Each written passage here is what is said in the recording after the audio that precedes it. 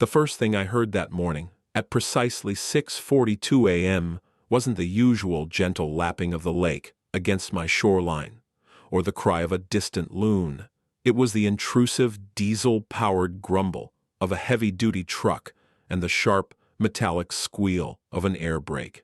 I was on my back deck, a place I considered a sanctuary, holding a warm ceramic mug of black coffee. The steam rose into the cool morning air, a fragile prayer for peace.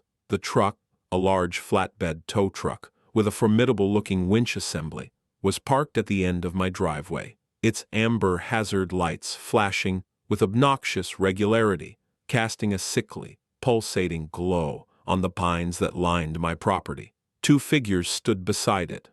One was a man in greasy coveralls, looking impatient and uncomfortable. The other was Karen Stone. She was the president of the Lakeside Meadows Homeowners Association. She was pointing a sharp, accusatory gesture directly at my boat. It was a modest 16-foot aluminum fishing boat, the kind you see on any lake in the state, resting quietly on its trailer in the paved cutout next to my garage where it had sat, without incident, for the better part of 3 years. I didn't move. I took a slow sip of my coffee. It was a good brew, a dark roast from a small shop in town.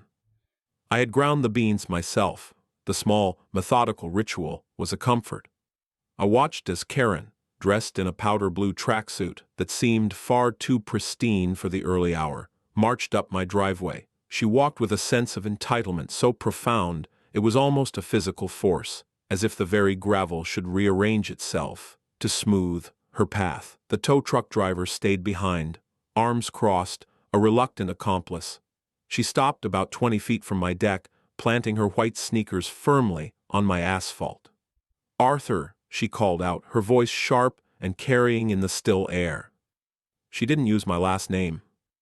She never did. It was a deliberate, infantilizing choice. "I am giving you one final notice. You will have this eyesore," she waved a dismissive hand at my boat, "removed from the premises immediately. It is in violation of Article 7, Section 4 of the community bylaws regarding aesthetic maintenance." I remained silent. I took another sip of coffee. I knew for a fact that Article 7, Section 4 pertained to the timely removal of holiday decorations.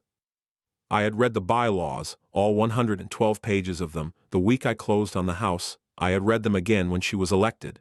My silence seemed to infuriate her. "Did you hear me, Arthur? I have a tow service here authorized by the board to remove it and impound it at your expense. The initial fine is $500. The towing fee is $300. And there will be a $50 per day storage fee until you bring your property into compliance." She spoke the numbers with a relish, as if they were delicious morsels. I lowered my mug and picked up my phone, which was resting on the small patio table. I tapped the screen to start recording video. I didn't try to hide it. I held it up, aiming it in her general direction. "Are you recording me?" she screeched, her voice climbing an octave. "That is a violation of my privacy. That's illegal." "No, it isn't," I said. My voice was calm, much calmer than I felt. The violation I felt was a cold knot in my stomach. This was my home, my quiet place. We are in a one-party consent state, and you are on my private property without invitation. Please state your name and purpose for the record." She was taken aback for a second, a flicker of confusion crossing her face before the mask of righteous indignation slammed back into place. "I am Karen Stone, president of the Lakeside Meadows HOA, and I am here to enforce the covenants that you agreed to when you bought your house. This boat is a nuisance. It lowers property values. We are a community of standards." "You are on my property," I repeated, my voice still level. "And you have brought a commercial vehicle for the purpose of seizing my personal property. Is that correct?" "I am not seizing anything," she spat, the word dripping with scorn. "I am removing an unauthorized vehicle in accordance with the authority vested in me by the HOA board. If you don't move it, he will."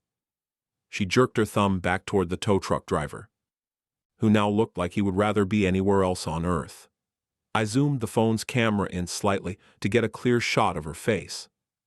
So to be clear, you, Karen Stone, are ordering this man to come onto my property and take my boat? Yes, I am, and we will be placing a lien on your house for all associated costs if you refuse to pay, she declared, puffing out her chest. I have the full backing of the board and our legal counsel. You can't fight this. I took one last, long look at her confident smirk, her unwavering belief in her own authority. She saw a quiet, retired old man who kept to himself, a widower who was an easy target. She saw a boat. I saw a violation of Chapter 60 of the state civil code. She saw a community rule. I saw unlawful conversion of chattel. She tossed around the word seizure as if it were a casual threat, a tool for suburban intimidation. She had no idea.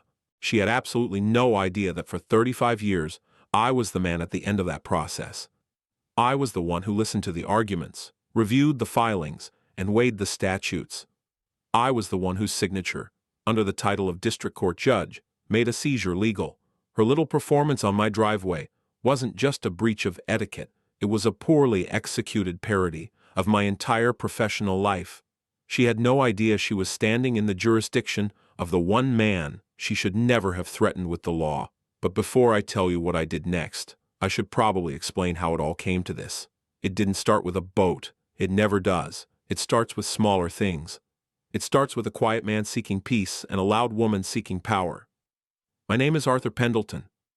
For most of my adult life, I was Judge Pendleton of the 7th District Court. My world was one of mahogany benches, black robes, and stacks of paper that represented the fractured lives of other people. I didn't preside over sensational criminal trials.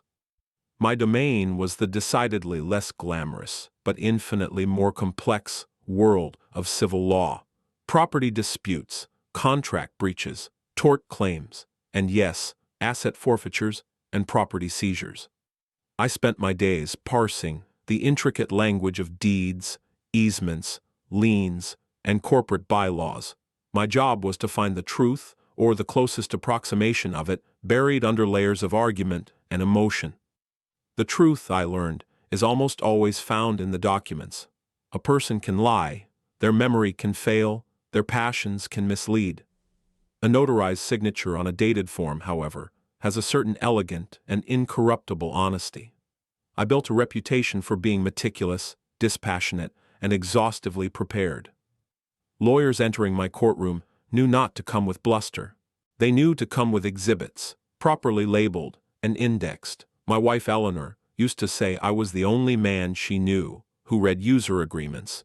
She was right. I found them interesting. They were rules for a miniature society. She was the opposite. She was all heart and intuition. She was the one who found this house. After I retired, she wanted a place of quiet. No more sirens, no more city bustle, just water and trees. She fell in love with the view from the back deck, the way the morning sun hit the lake. We bought it 3 years ago. We had one perfect summer here. We'd take the boat out, that very same boat, and drift for hours, not even fishing, just talking. She passed away that autumn, suddenly, from an aneurysm. The quiet she had sought for us became a crushing silence for me. The house, the lake, the boat. They were all that was left of that last, perfect summer.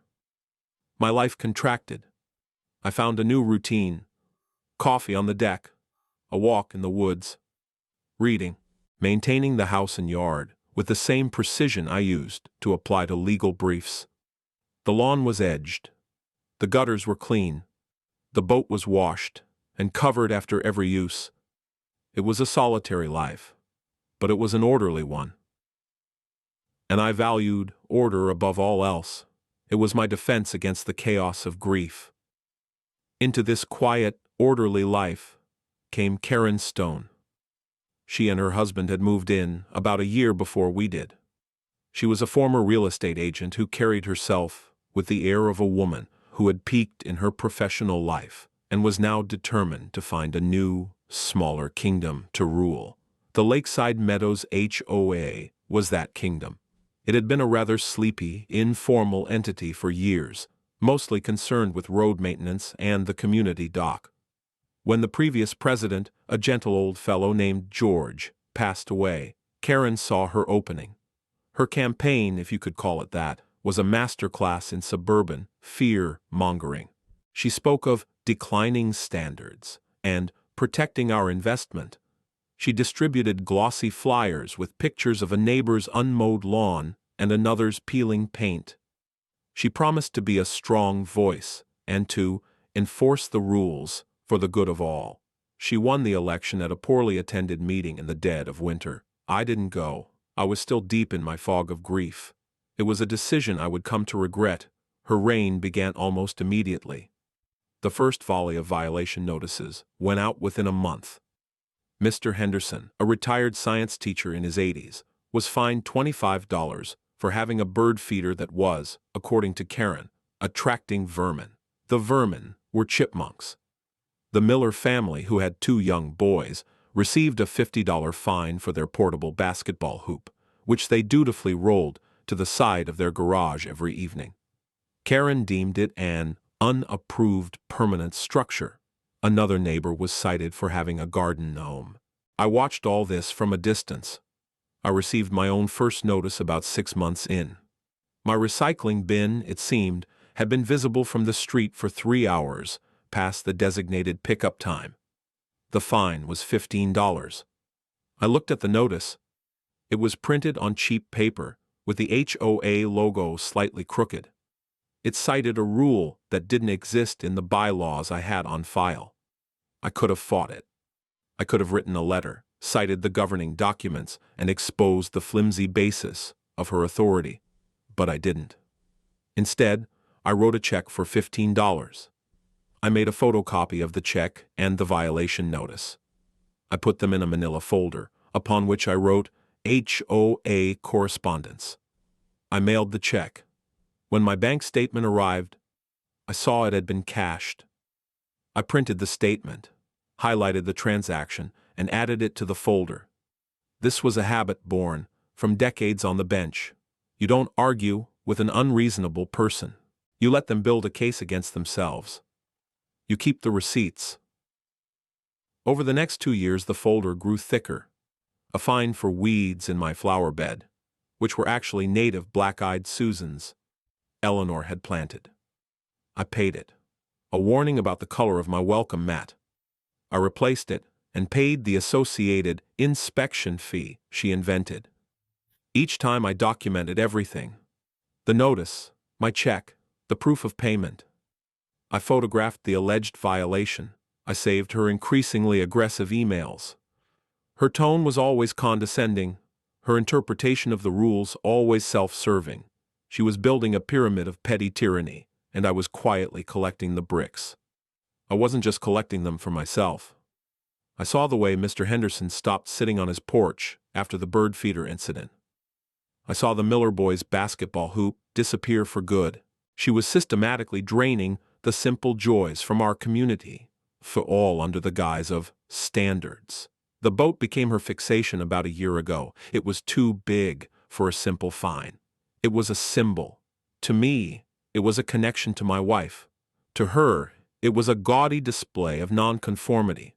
She started with emails. The boat is an eyesore. It's not in keeping with the aesthetic of the neighborhood.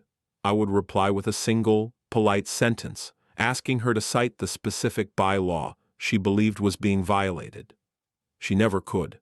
She would just respond with more bluster about property values and her authority as president. The folder got thicker. My patience, a notoriously deep well, was beginning to feel a bit shallower. The incident with the tow truck was not the beginning of the conflict. It was merely the moment her campaign of petty harassment escalated into a direct, legally actionable transgression. It was the moment she moved from being a nuisance to being my opponent. And I was, if nothing else, a man who knew how to deal with an opponent, on paper. After she and her vanquished tow truck driver had retreated down my driveway, I went back inside. The coffee in my mug had gone cold. I poured it down the sink, rinsed the mug, and placed it carefully in the dishwasher. The adrenaline was a faint thrum beneath my skin. but on the surface I felt a familiar, cold clarity. The kind I used to feel when a particularly complex case landed on my docket. The grief, the lethargy that had clung to me for 2 years, began to recede. In its place was purpose. She had given me a gift. She had given me a file to build. I didn't lose my temper. I didn't call a lawyer, not yet. First, I went to my study. I opened the bottom drawer of my filing cabinet and pulled out the thick manila folder labeled HOA correspondence. I sat at my desk, the same oak desk where Eleanor had once helped me grade law school papers, and I began to work. I took the phone and downloaded the video I had just taken. I saved it to a dedicated folder on my computer's hard drive and then backed it up to a secure cloud server and a physical thumb drive. I transcribed the conversation with Karen word for word, noting the time and date. I labeled it Exhibit A. Then I composed a letter. This was not an angry email. This was a formal notice, drafted with the same precision I would have used for a court order. It was addressed to Ms. Karen Stone, in her capacity as president of the Lakeside Meadows Homeowners Association, and to each member of the board by name. I sent it via certified mail, with return receipt requested. This was crucial. It created an undeniable record that they had received it. Email can be deleted or claimed as unread. A signed green card from the Postal Service is a legal fact. The letter was simple and direct. It stated the facts of the morning's event, that she had entered my property without permission and attempted to unlawfully seize a piece of my personal property, a 2018 Lund 1650 angler boat, serial number LU, and so on, with its accompanying trailer, VIN number, etc. I included the full legal descriptions. Details matter. It then cited the relevant state law regarding trespassing and conversion of chattel. It politely informed her that no provision in the HOA's governing documents, a copy of which I had in my possession, granted her or the board the authority to seize personal property from a homeowner's private deeded land. I attached a copy of my property survey, clearly showing the driveway and boat parking area as part of my lot, not common property.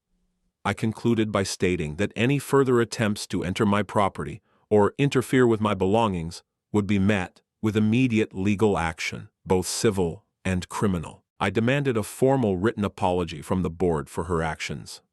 Her response came a week later. Not in a letter, but in an email CC'd to the entire HOA mailing list.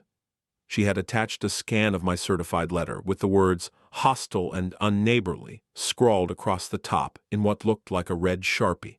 Her email was a masterpiece of passive-aggressive martyrdom. She wrote about how she was just a volunteer, working tirelessly and without thanks to protect their investments. She claimed I was a bully using lawyer tricks to intimidate her. She dismissed my letter as a rant and assured the community that the board was 100% behind her and that they were consulting with their attorney to deal with Mr. Pendleton's noncompliance. She never addressed the substance of my letter, the law, the property survey, the bylaws. She simply ignored the facts and attacked the messenger. I printed the email and her marked-up version of my letter. I placed them in a new plastic sleeve. Exhibit B. I saw her tactic for what it was, a performance for the gallery. She wasn't trying to convince me. She was trying to rally the community against me, to isolate me. She believed this was a battle of public opinion. She had no idea it was a battle of documentation. That was the moment I shifted from passive collection to active preparation. This was no longer just about a boat. It was about the abuse of power and the deliberate disregard for the rule of law, even on this small, suburban scale. I packed a small overnight bag, locked up the house, and drove to a Marriott courtyard in the next town over. I needed a neutral space, a command center. I booked a suite with a desk and a reliable internet connection for 3 nights. The first call I made was to Maria Flores. Maria had been my paralegal for 15 years before I retired. She was sharper than half the lawyers who had ever appeared before me, with a mind for details that bordered on supernatural. She was now a freelance consultant, and more importantly, a trusted friend. I told her I had a personal project I needed help with. "Let me guess," she said, her voice warm over the phone. "Someone is flagrantly misinterpreting a contract and you're building a file." "Something like that," I admitted. "I'll pay your full rate." "Arthur, don't be ridiculous. I'm on my way. Text me the address and I hope you have good coffee." When Maria arrived an hour later, I had already set up the room. My laptop was open, a fresh legal pad and a box of my favorite pens were on the desk. I had a portable printer/scanner ready to go. It felt like old times. I briefed her on the situation, from the first $15 fine to Karen's latest email. I showed her the folder. She flipped through it, her expression shifting from amusement to a kind of professional admiration. "Arthur," she said, looking up from a photo of the offending black-eyed Susans, "you have been building a case for malicious prosecution and harassment for 2 years." "I was just keeping receipts," I said. "But now I need more. I want everything. The HOA's articles of incorporation, the minutes from every board meeting for the last 5 years, the complete financials, tax records, everything." Maria smiled. "She's not going to just hand that over." "She doesn't have a choice," I replied. "Under state law, as a homeowner, I have the right to inspect those records. I'll draft the formal request now. You can deliver it to her in person tomorrow morning. That way, we have a witness to the delivery." For the next 3 days, that hotel room was our war room. We worked with a quiet, focused intensity. Maria, using her network of contacts and her mastery of public records databases, began to pull documents. I focused on the legal framework, rereading the HOA bylaws and cross-referencing them with state and county statutes. It was during this deep dive that we found the first bombshell. It was buried in the county's digital archives, a scanned, microfilm copy of the original plat map and developers' covenants for Lakeside Meadows, filed in 1978. The developer, a company called Pine Ridge Properties, had purchased a large tract of land surrounding a small, pre-existing fishing camp. Our house, along with 4 others on the main point, was part of that original camp, and there, in dense, typewritten text in the Covenants, Conditions, and Restrictions, was Article 11, Section 2, Exemptions. It stated, clear as day, that the 5 lots comprising the original shoreline parcels, and it listed the lot numbers, including mine, were exempt from any and all aesthetic and use restrictions pertaining to boating, fishing, and related equipment as a condition of their inclusion in the larger development. The original owners had protected their rights. Karen's entire case against my boat wasn't just weak. It was non-existent. She had no jurisdiction. Her rules, at least in this regard, did not apply to my property, on paper. "This is the kill shot," Maria said, printing out a crisp copy. "No," I said, looking at the document. "This is just the opening argument." The deeper we dug, the more we found. The financials which Karen was forced to provide after Maria showed up on her doorstep with a notarized request letter and a steely gaze were a mess. There were thousands of dollars in landscaping fees paid to a company that, a quick search revealed, was registered to Karen's maiden name. There were legal consultation payments to a firm that had the same address as her sister's house in Florida.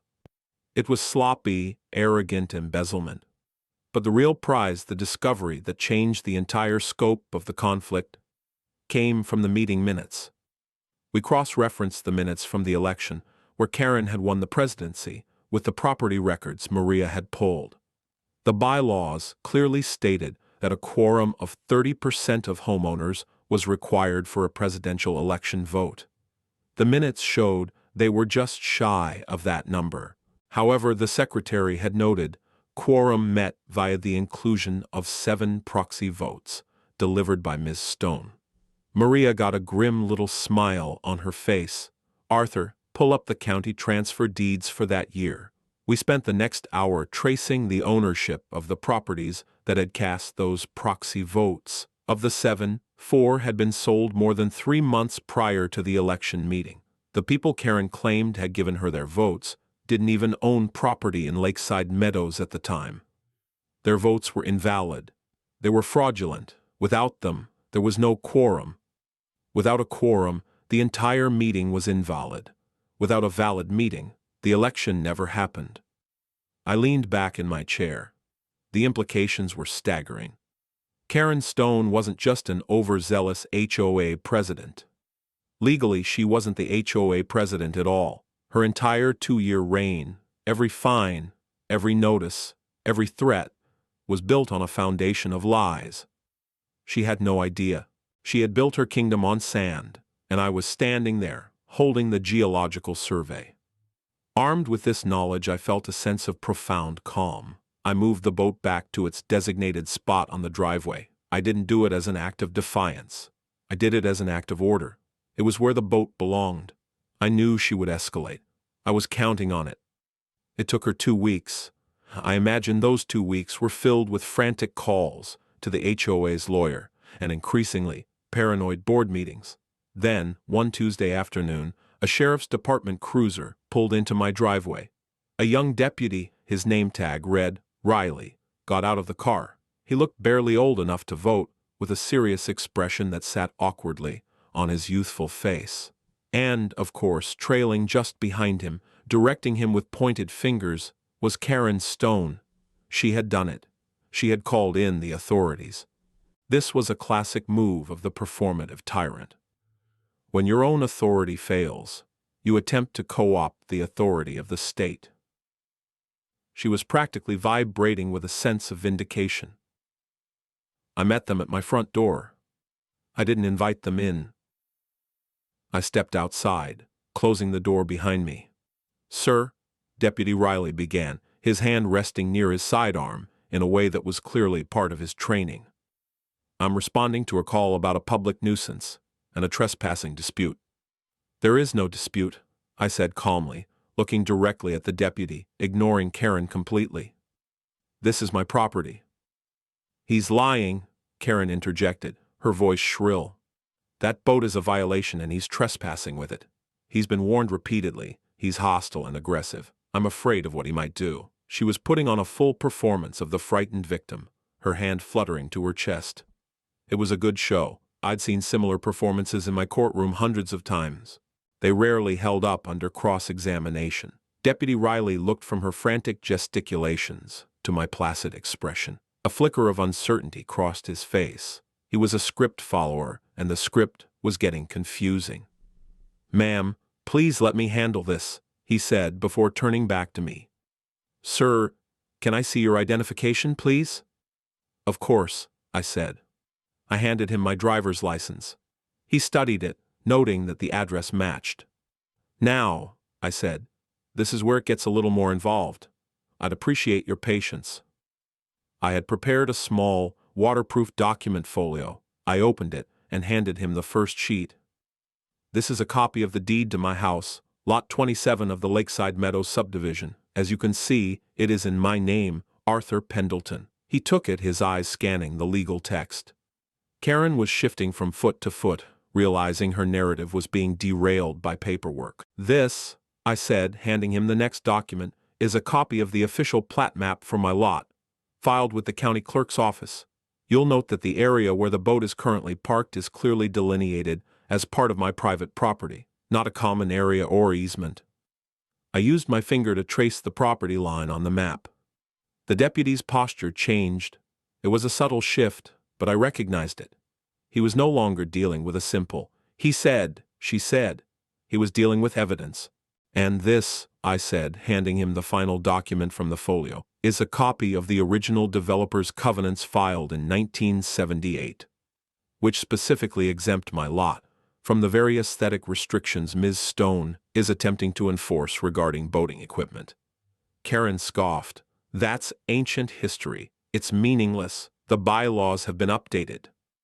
"An HOA bylaw cannot unilaterally extinguish a right recorded in a property deed and a master covenant, Mrs. Stone," I said, my voice flat and devoid of emotion.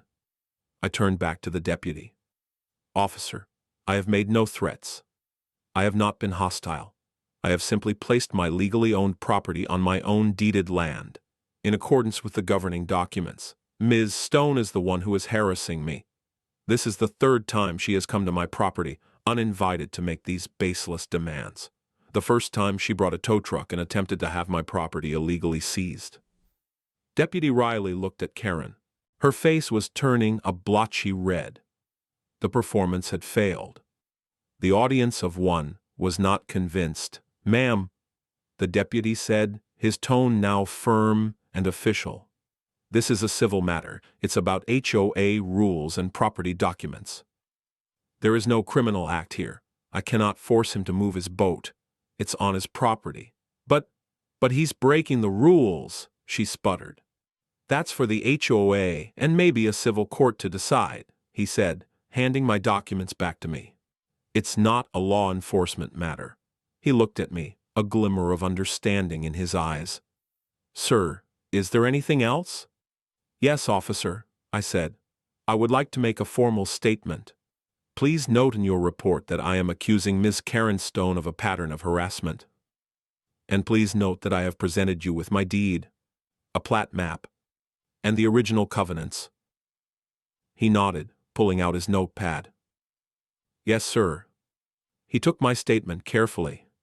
It was all I needed. The police report with his official notes was now Exhibit C. It was an impartial, third-party record of the events. Karen stood there, fuming and impotent, as the law, in the form of a young deputy, validated my facts over her feelings.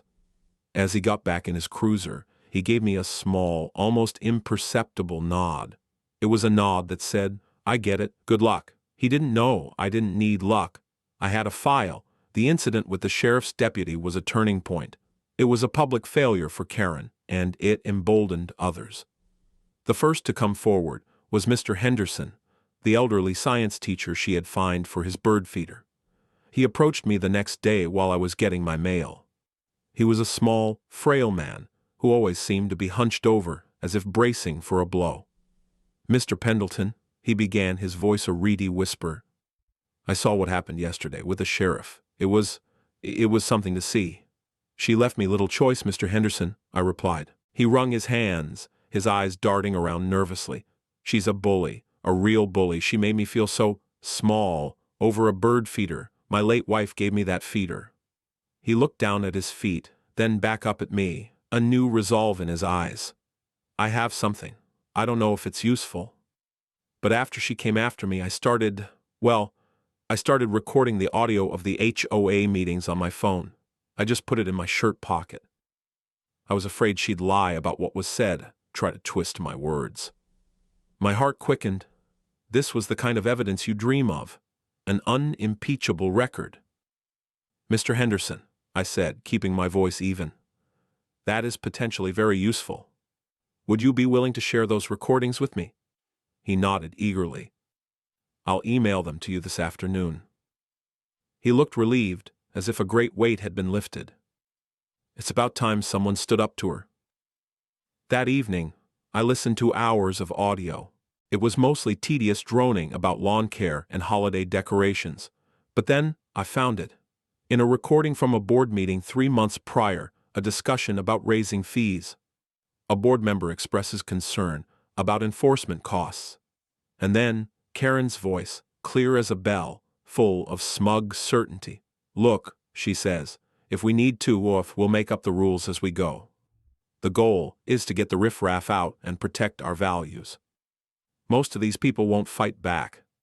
A $50 fine is cheaper than a lawyer. They just pay. It's a great source of revenue." I saved the clip, transcribed it, and labeled it Exhibit D, Audio Evidence of Malice and Bad Faith. 2 days later, I got an email from a name I barely recognized. David Chen. He was one of the 5 members of the HOA board, a younger man, an accountant, I think, who usually sat silently through the meetings. His email was short and cryptic.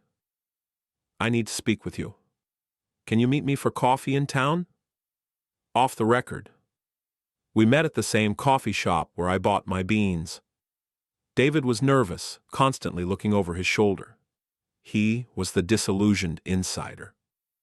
I'm sorry, he began, for my part in all this. I voted with her on things I shouldn't have. It was just easier. She's incredibly forceful. What changed, David? I asked. The lien, he said, and my blood ran cold. Last night, she called an emergency board meeting. It was just her, Sarah, and Tom. I wasn't invited. Neither was the other member, Jessica. They voted to place a $50,000 special assessment lien on your property. $50,000. The audacity was breathtaking. For what? I asked, my voice dangerously quiet. She's calling it damages to community property value and anticipated legal fees for enforcement actions. It's insane, I know. Their lawyer, that greasy guy Barry, he's filing it with the county courthouse this morning.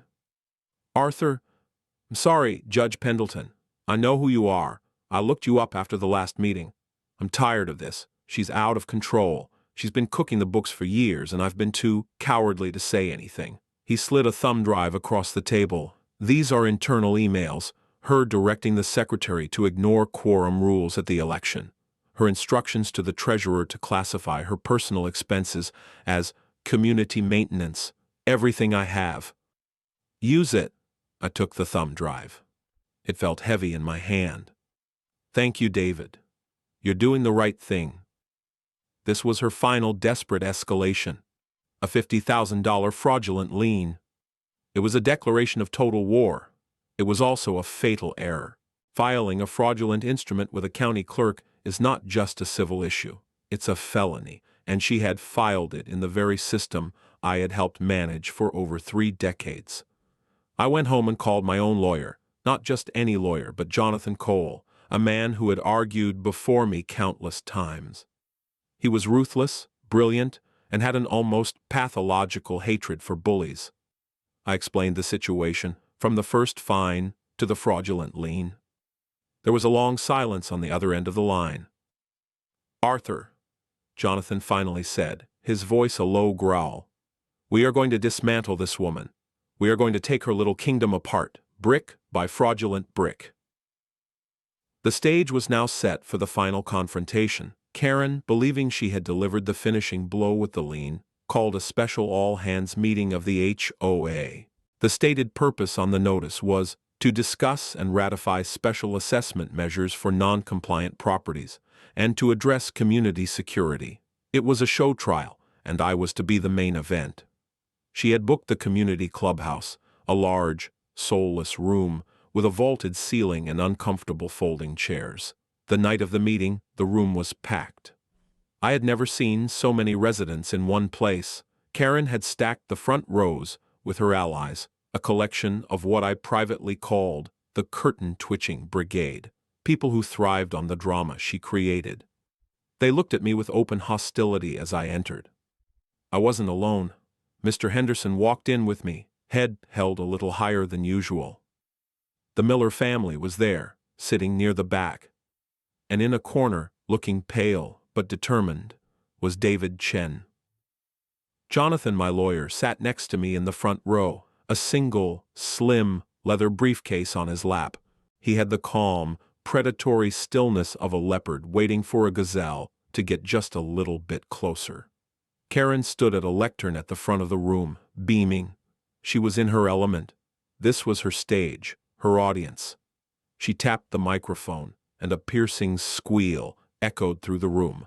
Thank you all for coming, she began, her voice dripping with faux sincerity. It is a difficult time for our community. We have been faced with a challenge to our values, to the very fabric of what makes Lakeside Meadows a desirable place to live. She launched into a 15-minute performance that would have earned her a standing ovation in a community theater production of a melodrama. She spoke of her sleepless nights, her dedication to their shared home values. She painted me as a wealthy, arrogant outsider, a man who thought the rules didn't apply to him. She twisted the incident with the sheriff, claiming I had threatened her and intimidated the poor deputy. She spoke of my boat not as a boat, but as a rusting hulk, a symbol of decay that threatened to drag them all down into a mire of lowered property values. Then came the tears. They were perfectly timed, welling up in her eyes as she spoke of her fear for the safety and security of the community. "This man's hostility," she said, her voice cracking, "has left the board with no choice. We have had to retain legal counsel to protect ourselves, to protect you, and we have had to take the painful but necessary step of placing a lien on his property to cover these costs and the damage he has done to our community's reputation." She was met with a smattering of applause from her supporters. She held up a hand, a gesture of weary martyrdom. "All we are asking the community to do tonight is to ratify the board's decision, to stand with us, to show that we are a community of standards, united against those who would tear us down." She looked directly at me, a triumphant, venomous glare. The show was over. Now, she thought, for the execution. "Thank you, Miss Stone," Jonathan said, standing up. His voice was not loud, but it cut through the murmuring in the room like a surgeon's scalpel. "That was quite a performance." Karen's smile tightened.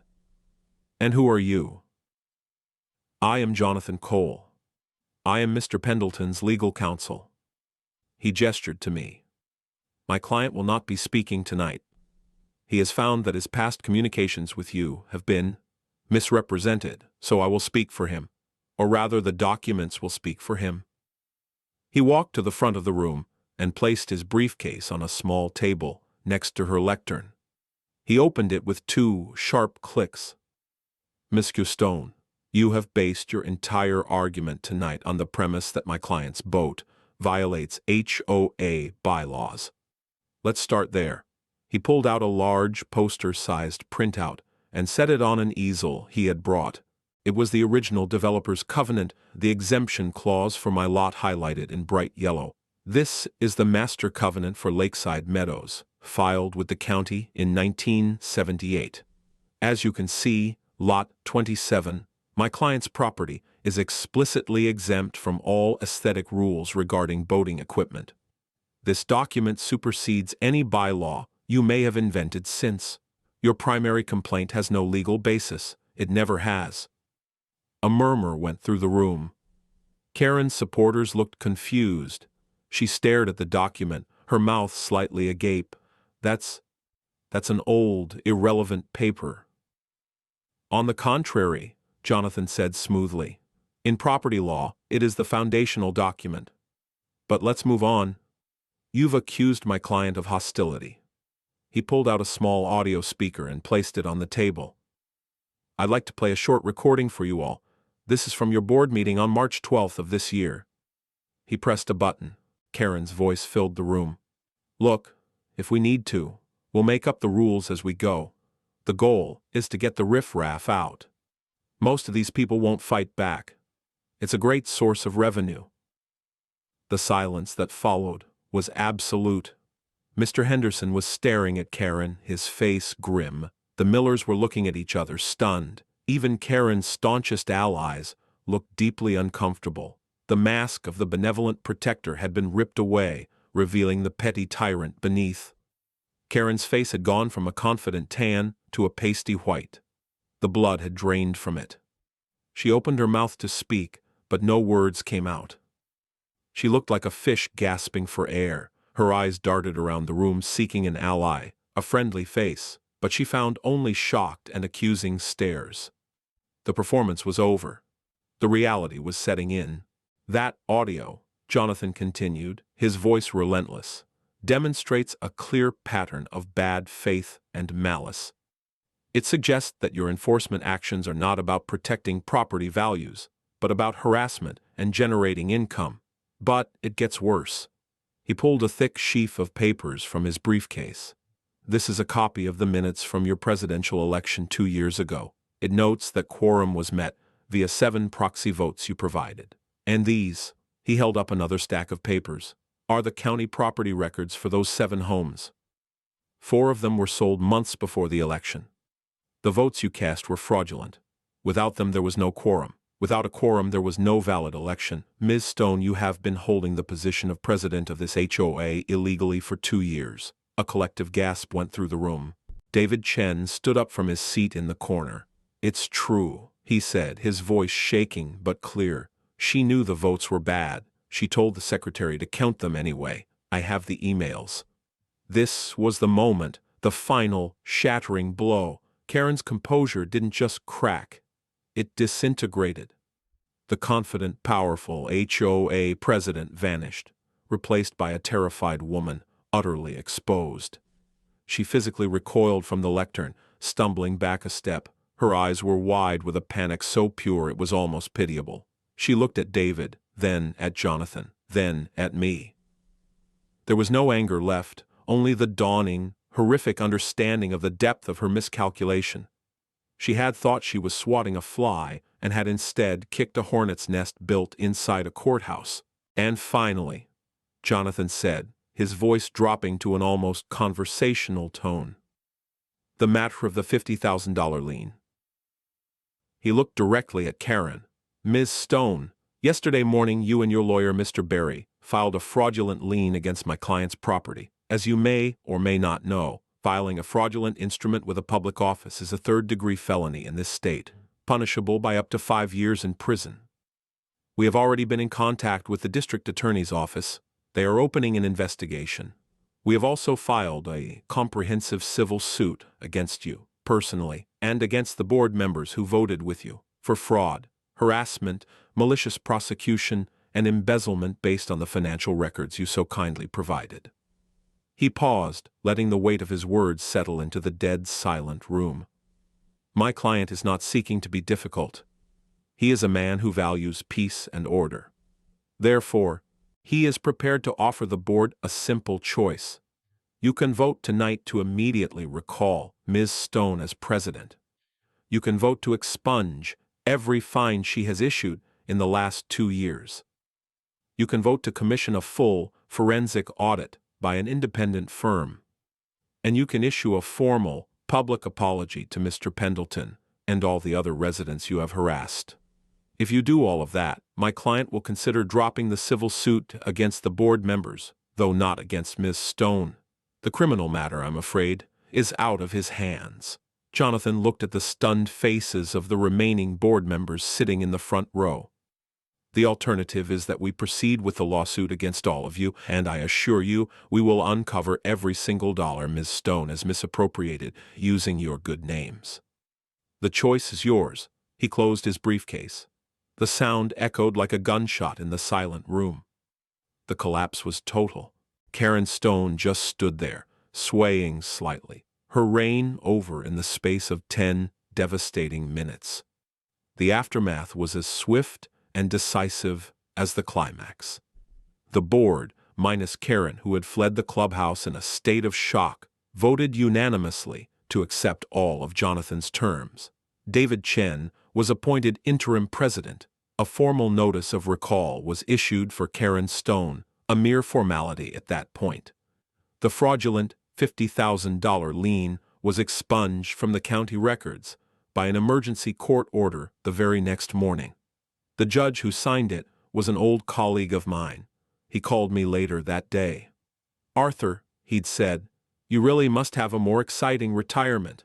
The state's attorney general's office took our evidence and ran with it. Their investigation was swift and brutal. They uncovered not only the embezzlement I had suspected, but a far more extensive scheme involving kickbacks from contractors and the use of the HOA's reserve fund as her personal slush fund. Karen Stone was charged with 10 counts of wire fraud, 2 counts of embezzlement, and 1 count of filing a fraudulent instrument. Her slick lawyer, Barry, was also implicated and ended up facing sanctions from the state bar for his role in filing the lien. Faced with the mountain of evidence, our documents, David's emails, Mr. Henderson's audio, and the state's forensic accounting, Karen took a plea deal. She avoided prison time but received 5 years of probation, was ordered to pay over $100,000 in restitution to the HOA, and was permanently barred from ever serving on any corporate or nonprofit board in the state. She and her husband sold their house at a loss 6 months later and moved away. I never saw her again. The healing in the community was slow, but steady. David, as the new president, was a breath of fresh air. His first action was to hold a truth and reconciliation meeting. He laid out the full extent of Karen's financial misdeeds. He then presented a check to Mr. Henderson, refunding his $25 fine for the bird feeder with interest. He did the same for the Miller family and 24 other residents who had been targeted by Karen's regime of petty fines. It was a symbolic gesture, but a powerful one. The basketball hoop reappeared in the Millers' driveway the next day. Mr. Henderson's porch was soon graced by 3 new bird feeders. People started talking to their neighbors again, not in hushed whispers about the latest HOA outrage, but in the normal, friendly way of a community.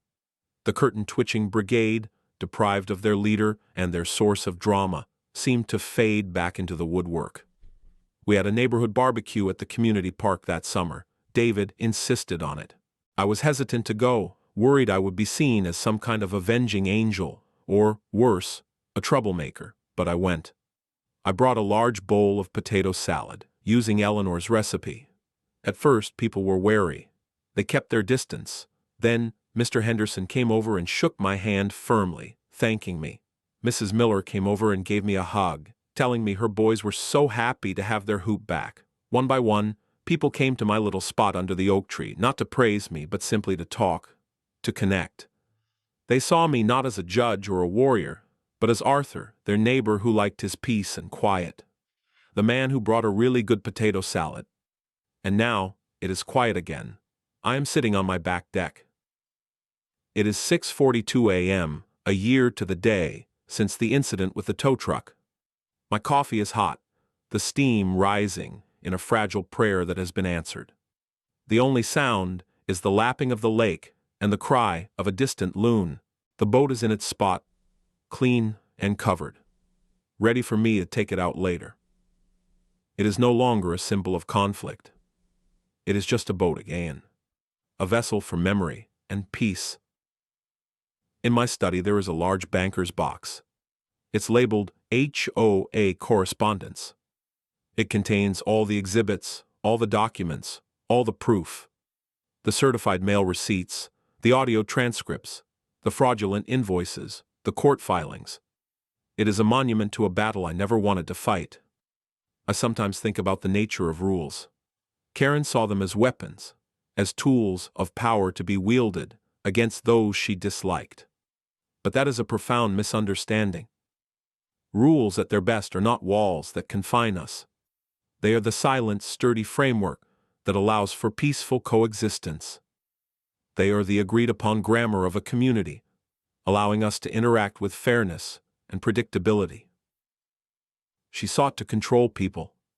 I only sought to restore the process. The law, when applied correctly, is not about victory. It is about resolution. It is about balance. I pick up the key to my boat's ignition, which rests on the table beside my mug. It feels solid and cool in my hand. For a while it represented a fight. It was a piece of property I had to defend. But now it feels different.